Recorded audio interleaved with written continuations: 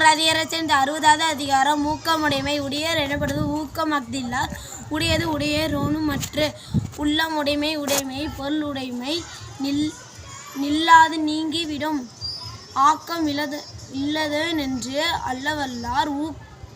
ஊக்கம் ஒருவன்தன் கைத்து உடையர் ஆக்கம் அதவினாய்ச் செல்லும் அசைவில்லா. ஊக்கம் உடையானுலை வெல்லது அணைய மலர்நீட்ட மாந்தர்தன் உள்ளது அணைய உயர்வு.